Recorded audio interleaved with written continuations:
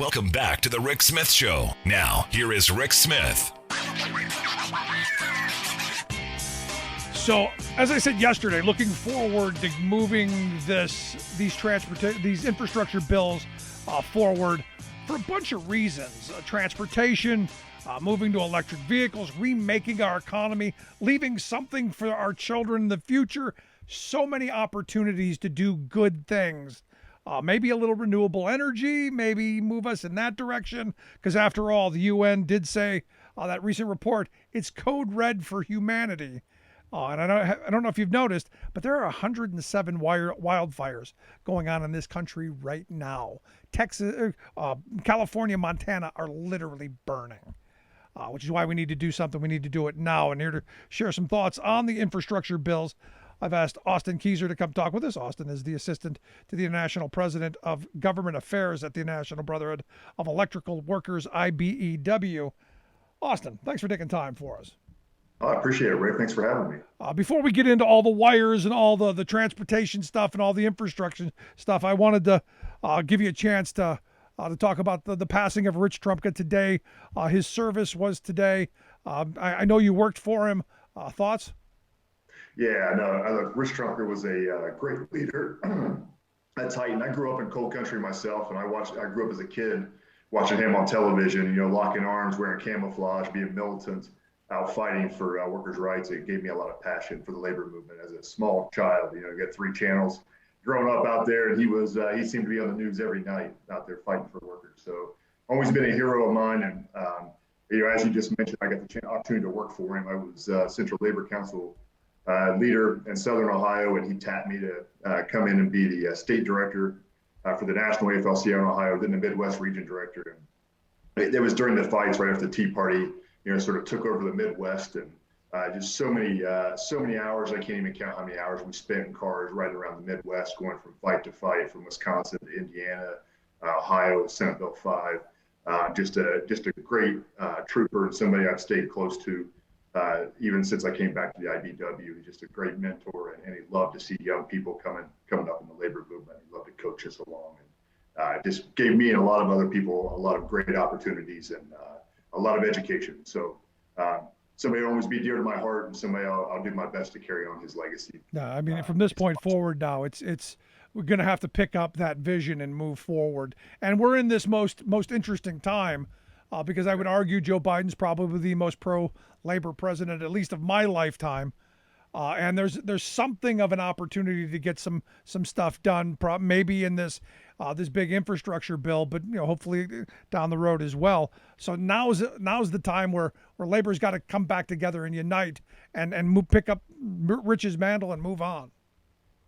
Yeah. No, absolutely. We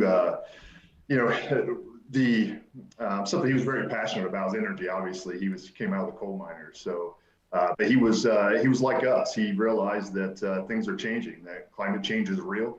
The real things went out there. Our members are the first ones to go into storms. We're on the tip of watching climate change. These superstorms, these major events, they cause power outages and major devastation. And our power linemen are the first to go in before most other first responders to make sure the area is safe and electrified. Hospitals have their electricity back, and so it's definitely not something we're hiding from. It's been difficult. To look at how you transition, and that's been a tough bridge for us. We don't want to leave workers behind in the process, and I think we've made a lot of progress. And in this bill, we certainly made a lot of progress because President Biden is such a pro-union president. The fact that he got this through, and I've been saying for a while, we've been talking about infrastructure for a very long time in this country. And I've been pointing out the fact that the I-35 bridge collapse was 14 years ago this month. And we were talking about it for probably several years before that, how we needed a big investment in our future. So as someone in the building trades, you've got to be looking at both plans, especially the hard infrastructure plan, as an opportunity to get people back to work, to create good family-sustaining jobs, and to rebuild the future of this country. Yeah, absolutely. I mean, there's so much in this infrastructure package, and I want to hedge it with this. I mean, it's not sort of a perfect what we would have exactly written, but we have to negotiate with Republicans here, and that's a tough thing to do. And I got to say that the end product is impressive. I was quite honestly surprised at how far the White House In the Senate, Democrats were able to get us with Republicans on this. I mean, we're talking $73 billion for power infrastructure. There's tons of funding in here for renewables, for electric vehicles, for carbon capture, for keeping nuclear power plants online, which is so important to the baseload power. We can't decarbonize without that. That same report you just mentioned, says that very directly. It's got to be a key component. And we represent workers at, I think, 89 of the 93 reactors in this country. So, a big issue for us, a big issue for our members. So, look, there's weatherization assistance in here. There's public transit. There's airports. You've seen the bill. There's just so much in here that's good. And we're talking record-breaking investment levels. But it left a little on the table, and we've got to try to figure that out later. For instance, we didn't get prevailing wages on the broadband infrastructure. That's a giant investment, and it's $42 billion, and that's substantial. But what we do know is there are going to be processes. There's going to be where these money's allocated. There's going to be administrative functions here, rulemaking that the administration is going to be very friendly on. So I think we're going to be able to clean a lot of that up through the administration and through the White House as it's deployed. No, on the broadband front, it's one of those things that I'm fairly upset about, because we're basically handing corporate America a boatload of money and saying, here, go ahead, here's a gift, as where they should have been making these investments. I'm a believer, and we should be reclaiming our electrical lines, our utilities, our broadband. We should have communities who are able to do this, and we own and control our own destiny on that front. Yeah, I mean, so you have the Tennessee Valley Authority, as an example here, and quite honestly, they've built more fiber optic middle mile broadband than anybody else in the country currently. So it's a dual functionality. So broadband, we hear a lot of it talked about in the context of schools and education and the digital divide, and those things are all very important. Again, kid coming up in Appalachia, I see what my home community is pretty underserved. But the beauty of it is that these utilities need broadband too. They need fiber optics between their substations. They need it into the meters of homes. If we're going to have a smart grid, it has to be networked, and it has to have a communication system attached to it. So there's so many opportunities here in dual purpose that, I think building this thing through utilities is going to make sure it's union. So it's going to take a lot, it's going to, and rural co-ops are playing a big part. Middle Tennessee Electric, for instance, in Tennessee is probably the biggest builder and service provider now in the entire region, and maybe in the country, for a rural co-op, and they're doing this work union. And it's a great example. So there's new business models that are going to pop up here. We're going to play a little bit of whack-a-mole here, making sure the bad guys don't prevail on us. But I think there's a lot of opportunity, and I think having the White House, friends in the White House, it's going to help a lot. So the other question I have is, there's so much to do. I remember Jerry Brown ran for president in '92 on the platform of he was going to restring all of the wires in the entire country that go into people's homes, because there's some astronomical amount of loss just in transmission for electricity. We've been talking about doing this for ages. Now there's almost an opportunity to do some of it. The question is, do we have enough people who are able to do it? I'm trying to find somebody to just wire a couple of outlets. I don't know how you're going to rewire half the country and do the kind of work that we're talking about going forward with solar and electric vehicles. There are going to be wires coming out of our ears. Do we have enough people to play with those wires? Well, of course, it takes a while to train a journey level electrician, and power linemen are about a 4-year training program. And we've been screaming this for years. We need, just like any other business or any other industry, anything else, we need market predictability if we're going to invest. We do our workforce training is completely industry funded. We don't ask for federal dollars or handouts here. We're not a startup. We've been around since the advent of electricity, training electricians. And our programs are plenty, they're like a bladder. We can take in as many workers as we need. The structure is built to take in workers, but you're exactly right. Recruitment is hard. And so we're excited about a lot of new initiatives that we're working on. One of them is working with the military. We've been partnering with the White House with the, something Rich was a big champion of, which is, the Veterans Council, Will Addick. I don't know if you know Will Addick. Sure, but, good friend of the show. He's doing great work.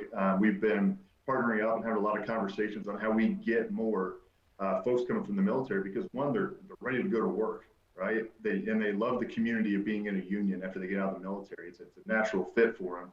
and it does away with a lot of social ills that come with that transition for them. So great opportunities, and it's the most diverse workforce in the country. So it's an automatic sort of plus up for us in that department too, which we've made huge strides on. But it's going to be it's hard. The people, a lot of high schools and universities have not been friendly to blue collar jobs. They've coached people away from them, and we're starting to get some momentum back.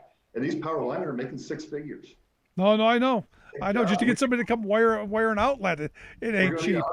We're going to need 100,000 more of them, we think, over the next few years. But huge opportunities on the grid too in the manufacturing space with the Buy America provisions that are in this bill.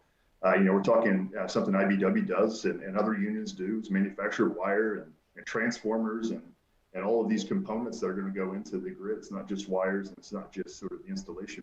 No, I mean, the jobs that will come from the reverberation effect of just doing some of this stuff is mind-blowing. And it's one of those things where I can't believe that administrations of the past, the former administration, on day one when he took over, I'm saying you should pass a massive infrastructure bill because everybody's for it. And we're now finding out everybody's kind of for it. The polling is in a time when we're so divided on virtually every issue. This one seems to be, not so divided. Yeah. Well, I wonder about the last administration's strategy there, because they had a huge opportunity to build a very, as populist as he tried to be.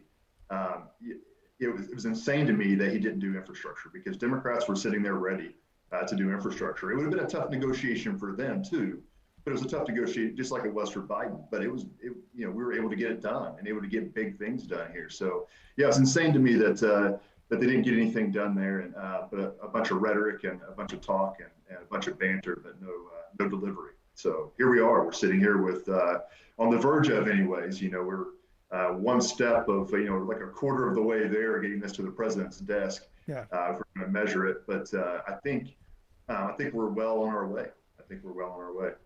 As someone who focuses on this like you do, obviously you're the assistant to the international president for government affairs there at the IBEW. What do you see? If you're the odds broker on this, if you're the odds maker, what do you think the odds of getting one of them or both of them through? Where would you be laying money down? If I was going to lay money down, I'd say we're going to get both of them done, and I think we're going to get both of them done later this fall, and it's going to be. I would give it a 90% chance here. I think this was the biggest hurdle of the process, was getting, the split Senate, to get those 10 Republican senators on board. From here on out, we just need simple majorities. And, the House, of course, is they're posturing, and rightfully so. They want good Democratic principles and priorities incorporated into the reconciliation package, into the budget package. And, Republicans knew that, and still 19 of them voted for this bill. They knew that it was going to, right behind this was going to come a purely Democratic bill that was going to have some Democratic principles in it. Now you've got Manchin, you've got Sinema, you've got some moderates there, I think, that made some promises that they won't revisit in reconciliation things that they negotiated on, the things that we see enumerated in the infrastructure package. But I still think we're going to get some really, really big, really bold things. I'm hoping we can get it on that Build Back Better that leaves a legacy that's something like the New Deal. I think it's going to be a little smaller than that, right? But and it's an opportunity to reshape some key components of the country, especially electricity. Yeah, I mean, the reality, Austin, this is an opportunity to reshape the next 100 years of this country. We have the ability to, reshape travel and transit. There's talk of, of extending transit lines so that I can get on a train somewhere and get somewhere else where maybe I don't have to have my car, or maybe if I get an electrical vehicle, maybe I can have a recharging station. Maybe we set up the network that we need. Maybe we transform gas stations into electric charging stations. Maybe we have the ability to do this. To me, this is really exciting stuff because this is all the kind of stuff I was reading about as a kid in sci-fi magazines and books, that we're going to be able to maybe get to those places. Yeah, no, it's look, I mean, you heard President Biden talk, like at the State of the Union address, talking about the IBEW is going to install these 500,000 stations, right? And he's lived up to that. We've had so many meetings with the automakers, with President Stevenson in the White House, talking about how we do this, not just build it, not just give away money to corporations, but to build this with union workers. And so, I mean, that focus is just so obvious. And so it just sort of underpins everything that we're trying to accomplish here. And the progressives in the House, they want the same thing, right? They want really strong labor provisions in here, not just progressives. I mean, there's a lot of people who do, including one or two Republicans, honestly, in the House that are strong on labor standards, supported the PRO Act, for instance. So, look, we're going to get as much of the PRO Act as we can. I think in reconciliation, the Byrd rule, which, I think is an antiquated rule that, probably ought to be thrown in the garbage, but it is what it is. If they live by the Byrd rule, it's going to be, we can't get everything in the PRO Act in there, but there are a lot of things that create penalties and provisions and enforcement of laws that are very, very much in bounds there. And that gives us the opportunity to grow union density. As we grow the size of the market, we grow density with it, not just. There'll be some economic things that get in there, but for a company like Amazon, that doesn't really matter. The last minute here I want to spend, basically as a recruiting opportunity, because you guys are going to need a lot of people to string up wires, and I say all the time, our apprenticeship programs, all the building trades apprenticeship programs are fantastic. They're pathways to good, solid middle class wage jobs, and more importantly, it's an earn as you learn thing. You're not going to be saddled with a lifetime of student loan debt and all of that. Make the pitch of how this is going to play out for the next generation of workers coming out of schools now. Yeah, look, I'm a journeyman electrician by trade, right? I went through the apprenticeship and came through the rank and file, so I believe it. I bleed it here. But look, there's no better opportunity. I mean, you see kids going to college, getting degrees, because corporate America is telling them they need a bachelor's degree to rent cars down at the local car rental company. It's absurd, right? They're putting so much of a burden, a financial burden on workers to put them to work. This is a way to shift back the economy to the point where employers have to invest in their workers, right? And we've been doing that in the trades for years. I mean, outside the United States military, we're the largest vocational trainer, us and the other trades combined, in the entire world. So huge opportunities. We're talking sophisticated training. We're talking career paths with pensions and healthcare, things you don't find in a lot of other sectors of the economy. These are just excellent jobs with opportunities to move up. The volume of workers we need. We're going to need tons of foremans and project estimators and folks. So the pathway's there. I mean, even if you only want to roll up your sleeves and do the hard, in the ditch work or up on the pole work for a few years, there's going to be so many places to land here. The market's getting bigger and the opportunities are there. And I'd strongly recommend to anybody. And I would strongly recommend parents coach their kids there because it's a great way to save their pocketbook too. I've been trying. Yeah, look, our doors are open. And we're ready. I mean, we need folks across the board, not just in the electrical trade, but across the building trades. Austin, I appreciate the time. Good stuff. I'd love to have you back and talk about some of those opportunities. I know you guys are on the cutting edge of green technology, of the new electric revolution. I'd love to have you come back and share some of the work that you guys are doing. Yeah, thanks, Rick. Love to take a deep dive on any of that with you anytime. Good stuff, Austin. Appreciate the time. Austin Keyser, International Assistant to the International President of Government Affairs there at the IBEW. Check out their website, ibew.org. We'll get links out at thericksmithshow.com. Quick break. Right back. Stick around. You're listening to The Rick Smith Show. Remembering that united we bargain, divided we beg. Rick Smith.